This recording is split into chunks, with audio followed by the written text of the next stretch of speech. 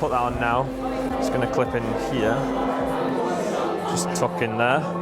Is that right for you? Yeah. I'll remote start it just before the start, so don't worry about it. I'm not listening just yet. Don't worry about that. Yeah, good luck, mate. Okay.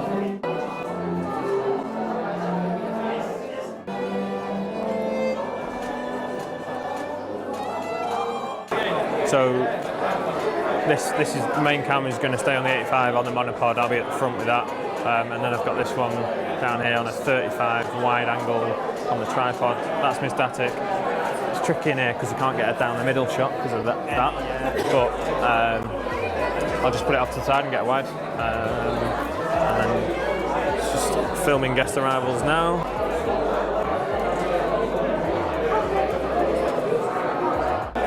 But yeah, I've put a mic on the groom to pick up one of the old Sonys on the groom to pick up his audio. There's no reading, so I don't need to worry about that. Should be straightforward. It's just a 2-camera setup for the whole ceremony. One from the back from the wide, this one from the front. Simple, simple.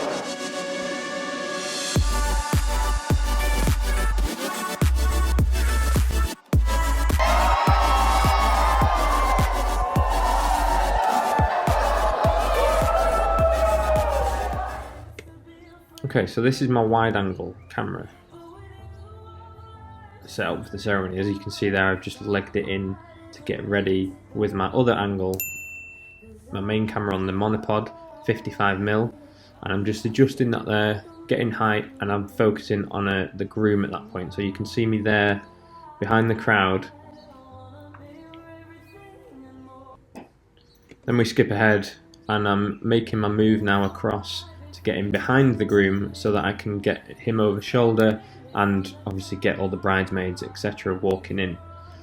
Now this back camera is set on the it's another A7S, it's on a little tripod, and it's the Samyang 25mm, and at this point I'm at the front positioned ready for the bride coming in. Obviously everyone's waiting for her to arrive now.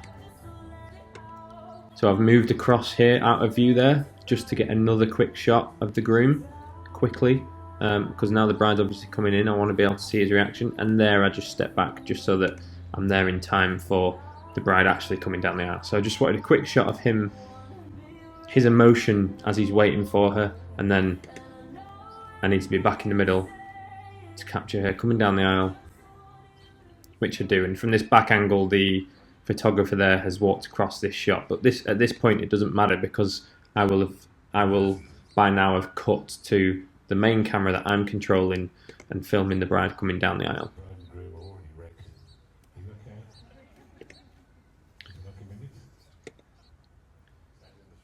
Now once they get positioned and everyone takes their seats again, I then move over into position. You might have seen me walking across in the background there. I move into position and I get myself set up just off to the side so that I can focus on the bride's face more than anything. I'll pin my focus on the bride's face, so anything that's being said, I've got her reaction to it.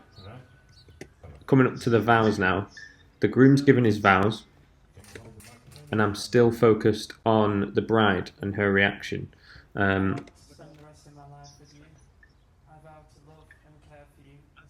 These guys had done personalised vows, and the decision I made on the day, and that I made with this couple, was that because the vows were personalised, I felt that the reaction of the bride hearing the vows was a stronger shot than showing the groom actually giving, rather than having the camera on the groom saying his vows. I thought that showing the bride and her reaction was a stronger shot. When the bride does her vows, I'm going to move over and focus on his reaction, because I really wanted those emotive reactions and expressive faces, you know, when they're hearing the vows. So, and that's the majority of the ceremony. Once they're finished with all the vows and the ring exchanges and stuff, and they come to sign the register, at this point I bring my main 55mm camera to the back, and just film the rest of the ceremony from the back. So I've got a tight angle at the back on my 55, and I've got the wide angle at the back on my 24.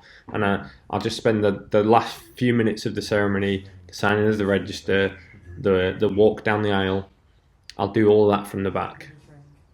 But the important points, the main strokes, are obviously the vows, the ring exchange, etc., readings, and that's how I captured this ceremony. I mean, we've just walked in, but already I know that the bride's going to be coming in the side door, so I can set up down the middle of the aisle without having to worry about the bride walking through. So probably, just looking at it now, I'm probably going to have a wide down the middle, because you're here, Stu's here. I'm going to use him to get a tight down the middle as well, to have a third angle, and then I'll go to the front. Covers all bases.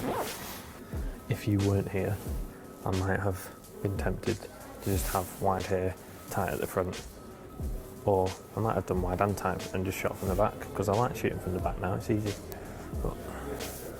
But you're here, so I don't have to worry about that. But anyway, regardless, this is my wide that's going to be central at this height down the aisle. Okay, I'll come over that. I'm going to go in that pew, underneath the hymn board there. I'm going to go in there and just film it. Yeah, so I'll probably miss the readings or whatever. Central down the aisle, on a wide 24mm, auto white balance, just because it's unmanned, and I'm going to leave it recording, and I don't want the exposure to, if the light changes, I don't want to have to worry about losing exposure, so I'm just going to auto ISO it. I'm going to stick it on 5.6 aperture so that I don't need to worry too much about things going in and out of focus. And that'll be that. That's my wide shot, and hopefully I'll be able to get to the front with a tight, and then I've got Stuart in the back with a tight. So. Full battery, so I'll just hit record. It's hacked, so I'll just leave it for however long it needs, and now we're going to go and set up everything else. There's readings as part of the ceremony, but because we're in a church, all the readings will take place from a lectern or a table. They're normally in one spot, so I can cover that with one of these recorders. I'll have a recorder on the groom, and I'll put a spare in my pocket just in case I need one. If anyone else jumps up and decides to speak, I've got a spare if I need be, but I've got a bit of Velcro here to tape. Yeah, to tape the recorder to the lectern for the readings, but essentially it'll just be the two audio sources will be the groom clipped to his jacket and wherever the readings are taking place from. That's pretty much it. My tight will just be 85 monopod, manual focus, manual exposure. I'll be in control of it and moving it the whole time throughout, and readings. So that's just good.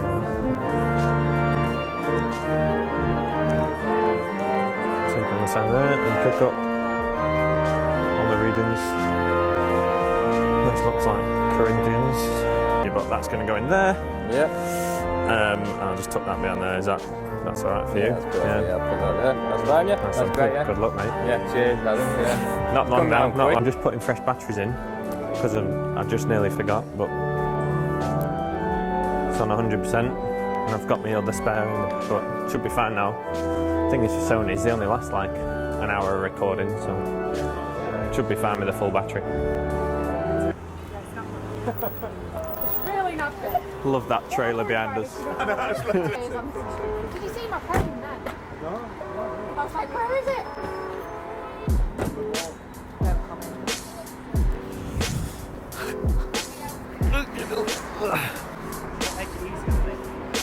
Oh yeah, I forgot you're on that.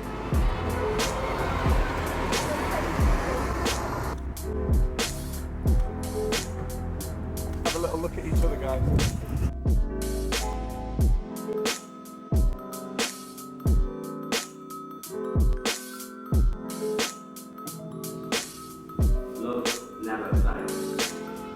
Kit bag.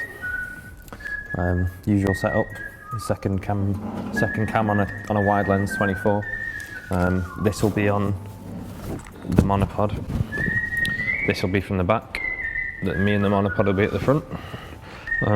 Seeing as we've got Stu here filming this BTS, I'm going to make use of a third camera for the ceremony, which is also going to be from the back. Is it an 85 you're on? So we'll get a tight shot from the back as well as this. So from the back down the aisle we'll have a wide and a tight, and then I'll be at the front. Getting everything else, because there's just a few elements, a bit like a white wedding, where you've got things like the exchanging of the rings and stuff. With the Jewish wedding, there's a few little elements. They have a blessing over some wine, they smash the glass, so I need to be at the front really, so that I can get a clean shot of those, a close-up, and get some details of like when they're doing those bits. But other than that, it's the same setup as usual. A bit hectic so far, but the ceremony's about 5 minutes off being started, so I'm just going to start miking up audio-wise. What I always do with Jewish ceremonies, more so than normal civil ceremonies, is make sure that I've mic'd up the celebrant or whoever's conducting the speaking. Yeah, so they are actually using a mic here for the ceremony, so I'm going to taper a TX650 to that, so that I've got audio from that. This mic should cover most of the ceremony, so hopefully that'll be a good one audio source coverage. But I will also put a backup mic on the groom and one on the celebrant, and that's it. And then just a case of setting up the cameras and good to go. You conducting, are you the rabbi? Yeah. Perfect. If I can clip one to your pocket, that'd be wonderful. Yeah, thank you. Will this be used at all for the blessings or anything? Saying the blessings, reading the ketubah. Okay, yeah, perfect. So, right, that'll go in there. Thank you very much. Yeah, it's perfect. I will still use this as just a backup ambient, if that's all right. That's the back angle. This is the back angle sorted on the tripod. 24mm lens, 5.6 aperture, auto ISO. Once the bride's walked in, I'm going to move this into the middle.